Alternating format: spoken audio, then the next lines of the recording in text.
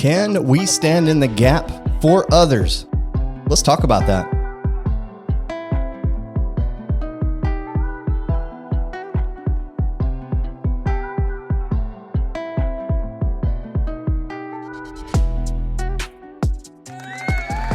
Good morning, good afternoon, and good evening. Thank you for joining us on Let's Talk About That, McNairy County's greatest podcast ever.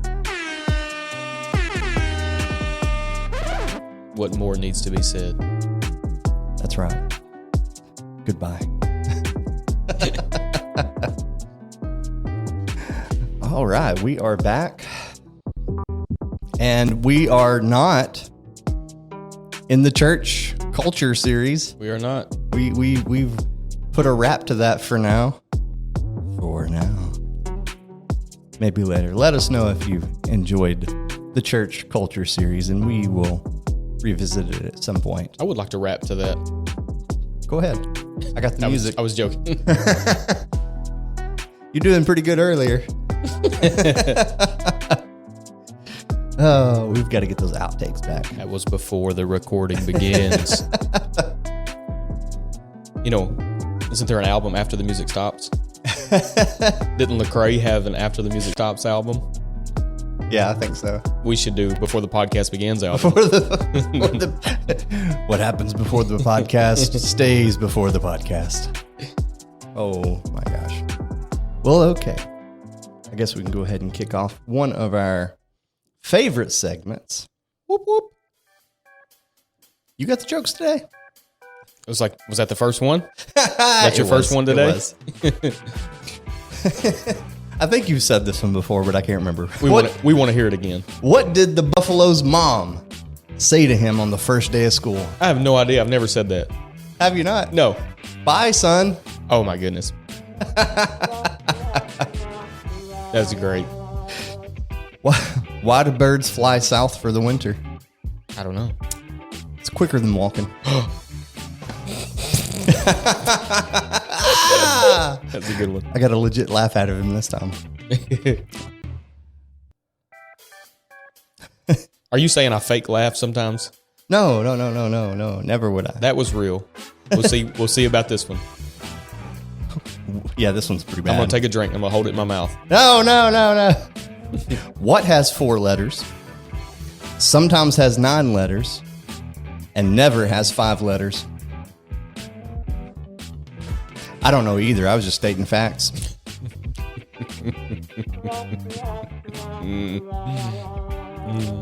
Yeah, that's all I could find. So. Well, there you have it, folks. The worst part is the guy said it several times. The person he was telling the joke to, it's like, I'm just dense. I don't get it. What is it? What is it? And he says, that's right. What is it? Oh, my goodness. And I was like, oh, I finally get it. Wow. Alrighty. So today, standing in the gap, and we've got some questions for that. All right, let's do it. But I did want to kind of pre-head this up, and I'm still stuck in Sunday's rhythm of Mark chapter 2. Yeah. Stayed that way Sunday night too, so it hit me and I loved it. So here we go again. So in Mark chapter 2, we can read the story and hear the story, verses 1 through 12, of a man. He's a lame man. Not that he's uncool, Yeah. but he can't walk. That's another joke. Yeah. Okay. That was a bad one. Anyways, so he was a lame man, couldn't walk, and stories are brewing and blowing around that Jesus is in town, Jesus is coming, and this man's got to hear these things. His faith has got to be built up. He's like, well, this man named Jesus has come to town. He's preaching, he's teaching, he's doing incredible things. Maybe if I could just crawl to him, then I could get a healing too. Mm. But lo and behold, the man's 4 friends show up, thankfully. Yeah. They get him, they carry him to Jesus, but it's already so packed that the house that Jesus is in is so crowded you can't even get your head through the doorway. Yeah, sure. Absolutely packed out. So I know from the feeling of this man, his faith and his heart just had to break and crumble. But then his 4 friends, that one crazy one gets the idea. They look at him and they're like, oh, he's got that look in his eye. He's fixing to do something. Yeah. Something about to happen. He says, hold on, runs upstairs, runs back downstairs. They grab him, they yank him and drag him upstairs. Yeah. And then the people on the inside, they're unaware of what's going on. But then debris starts falling down, starts crumbling in. Dust starts falling and settling everywhere. Yeah. And then lo and behold, there's a hole that opens up and they start to lower this man down through there.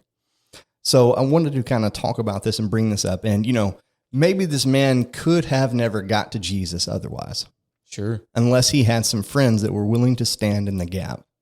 So I want to talk about that from a Christian's perspective, if we would, of, should we stand in the gap for others? How can we stand in the gap for others? And, some examples, maybe even biblical examples of people that have stood in that gap and what we can do about that. Absolutely. So to start us off with our first question, can we stand in the gap for others? Since this is a biblical podcast, let's go to the Bible. That would be nice. Ezekiel 22 says, the people of the land have used oppression and exercised robbery and have vexed the poor and needy.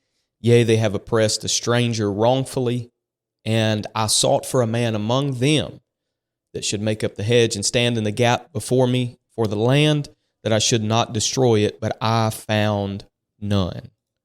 Now, a couple of weeks ago, we talked about John chapter 4, where God was looking. It said the Father seeketh such to worship him. He was looking for a worshiper. Yeah. Where here we find one of those other rare occasions in the Bible where God is seeking somebody out. He's looking for somebody to stand in the gap. Oh, it's so good. Another one of those, God is literally looking for somebody. But the tragedy of this story in Ezekiel 22 is that those last 4 words, but I found none. I sought for a man among them that should make up the hedge and stand in the gap before me for the land, that I should not destroy it, but I found none. I think that we absolutely can stand in the gap for other people. Pointing to the New Testament, how can they hear without a preacher? Yeah. How shall they hear without a preacher? Somebody has to be willing to go. And I think that's the word of the hour, is go. I think the Spirit is saying to the church right now is go. That's good. We're not holding on for dear life. We are to be active in our world. Yes. The field is white. It's ready to be harvested. I think that the laborers that Jesus said that he would pray that the Father would send into the harvest, I think that the laborers could also be classified as those that stand in the gap. I think we could look at it that way. That's a great point of view. How can they hear? How shall they hear without a preacher? Ezekiel specifically was speaking of an intercessor. That word intercessor is literally an individual that comes between by chance. Wow. It doesn't necessarily mean, it can be on purpose, but most of the time it's used in a sense of, okay, this is not what I was intending to do, but because I saw the need, I stood in the gap, made up the hedge, I came between.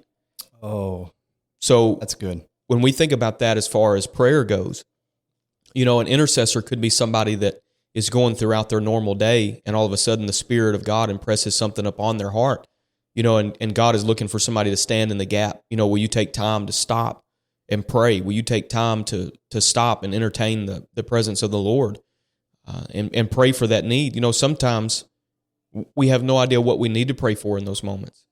True. But that's also where Paul in Romans 8 said that we could let or allow the Spirit to make intercession for us. In that, he said, with groanings which cannot be uttered. But Ezekiel was speaking of an intercessor, someone to stand between the people and God. Yes. God said, I'm getting ready to destroy the land. But if there's an intercessor, if there's somebody that can stand in the gap to make up the hedge, I won't destroy them. But God said, I did not find anybody. He was looking for somebody to plead the case for the people and to be the voice of God to the people. Yes. One of the most amazing passages in all the Old Testament to me is how that the people of God would often rebel against Moses.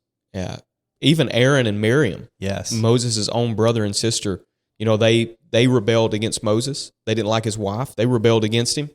And, God said, I'm going to destroy them. I'm going to destroy those that rebel against you. One particular occasion when the people rebelled against God, or rather against Moses, really, Moses and Aaron, God was ready to destroy the whole camp. Yes. God said, I'll destroy every one of them. Now, the thing about God is, if God does that, he can just replenish the earth. I mean, God could just wipe everybody out and just make another man. Start over. That's not what he wanted to do. That's not his intent. But when these people Exactly rebelled and God was ready to destroy, God sent a plague throughout the camp. And when that happened, people started dying. Thousands died. But when that started happening, Moses looks at Aaron, the high priest, and he says, I want you to light a censer. Get your censer. And he said, I want you to take that censer. I want you to light it, put some coals in it, and I want you to put incense on the coals, and I want you to run throughout the people. And Aaron does it, and that vapor, that smoke became a covering over the people, and the plague stopped. Yes. And the Bible says that it was that day that Aaron stood between the dead and the living. Wow. He stood between the living and the dead. He Yes. made up the hedge. He stood in the gap. Moses said, we're going to create a covering. We're going to make an atonement here in the camp, and the plague is going to stop.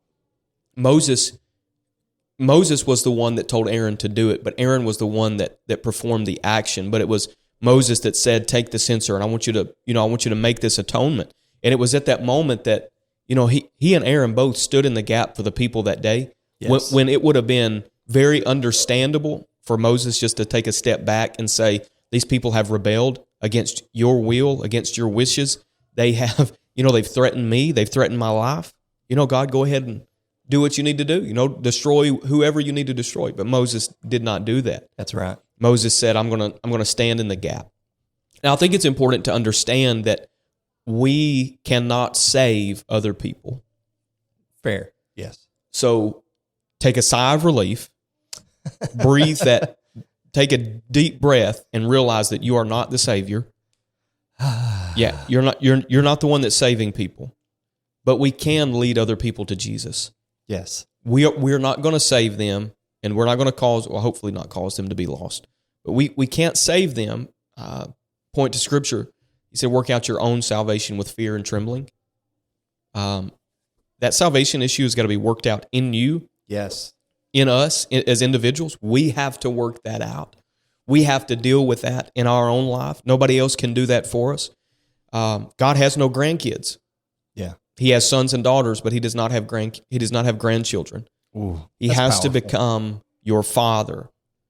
But at the same time, you and I can do our part to make sure that others hear about Jesus and that others are led to Jesus. Anybody that will follow, we can lead them to Jesus. It's important to understand, and there's been a lot of people, I think, put pressure on other people as though, they had to change who they were or somebody would be lost because of them.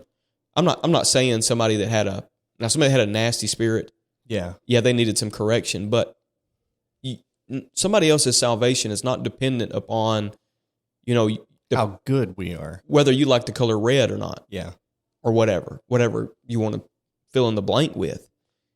It's not up to us to determine the salvation of other people, but we can lead people to Jesus. And I think that there is an attitude that we can have that will turn people away instead of, drawing people to Jesus. I think that there is an attitude that we can carry. There is a spirit that we can have in our human spirit that can be nasty, and we can, really turn people away from the gospel by the way that we act, Absolutely. by the way that we live. That spirit of hypocrisy, or that inward hypocrisy in us that says, I believe this, but I'm living something totally different. Absolutely. That's very off-putting. I mean, that's a major, put off when somebody looks at our life and we're saying, we're Christians and we believe this, but then they see us act a different way than what we say we believe. That's hypocritical. I'm playing the part in public of somebody totally different than who I really am in private.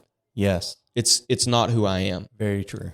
So at the same time, you can throw the life preserver out. You can throw the life saver out to somebody. And you can hold on to the rope and you can say, I'm going to pull them back in as soon as they grab it, but you can't make them grab it. No.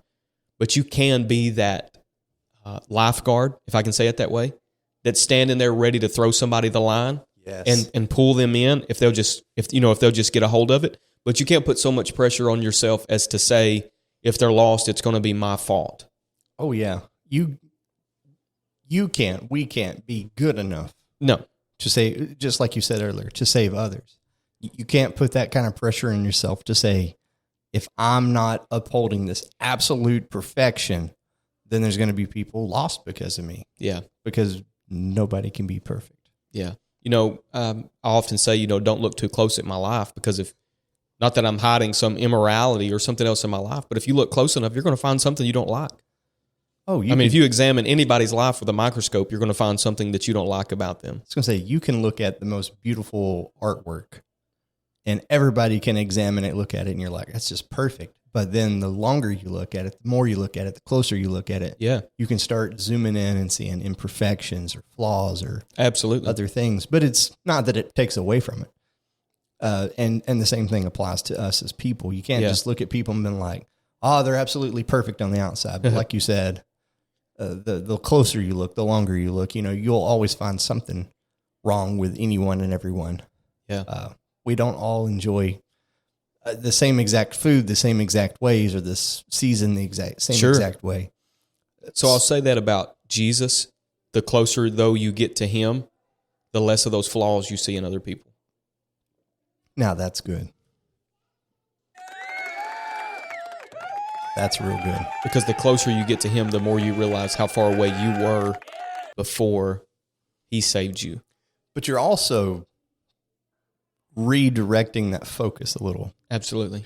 Because when you are 100% focused on whatever over here, you're going to be less focused on this over here to the side of you. I read years ago, actually took the class by Brother Massengale himself, Brother Tim Massengale. He wrote the Total Church Growth books.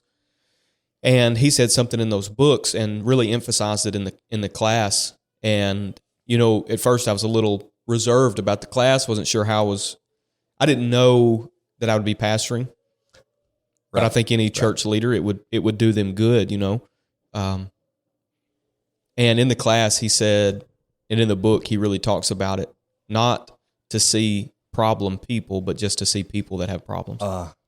That is so good. And that totally shaped how I view people. Yeah. I think the critical spirit is the most dangerous thing in any church. Yeah. Perhaps somebody should just take that and run with it and preach the danger of a critical spirit, because there's nothing good that can come from it. Even God said, I hate the one that sows the seed of discord. Yeah. And the discord comes through a critical spirit. Yeah. It's literally, it's detrimental to any church. Man. Oh my gosh. We just stay there all night. That's so good. Camp out, huh? We just camp out right there around that fire and make some s'mores because I want some s'more of it. Yeah, okay. The next question. How can we stand in that gap for others? And let's direct that a little bit more to us today. How can we as the church today stand in that gap and reach others and help others? Okay. I'm going to point to my second son. I named him after the second to last book of the Bible, or we did, the book of Jude.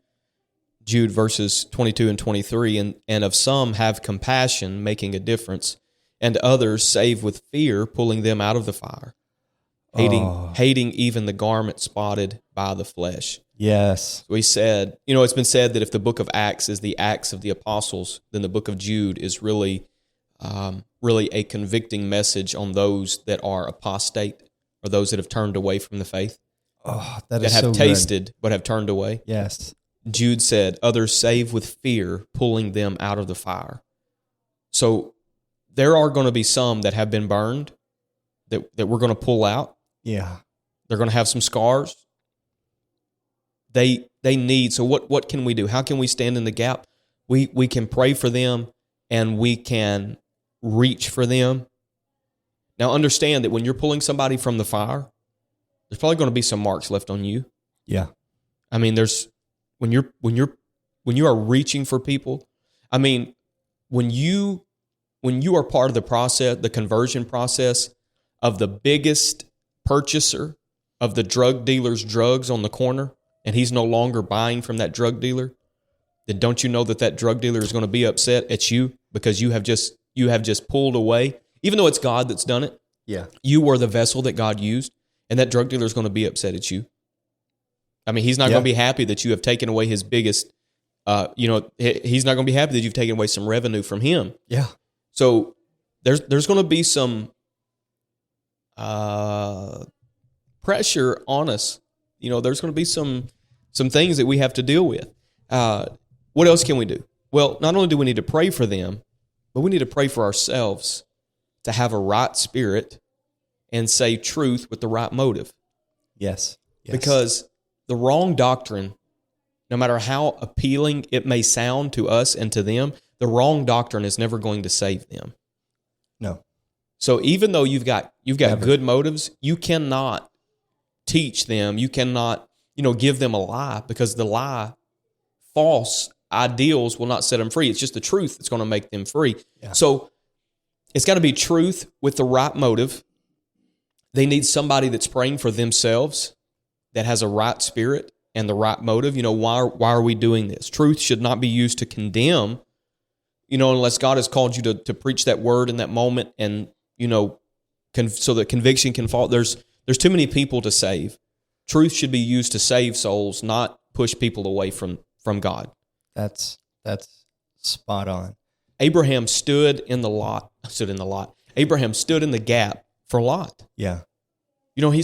God says, I'm about to destroy Sodom and Gomorrah. And Abraham says, Lot is there. His family is there. God says, I'm going to destroy every one of them. And Abraham says, what if there's this many? Yeah. Righteous people. God said, sure. Find me 50 righteous. What if there's 45? What if there's 40? Going. What if there's 10? God said, sure.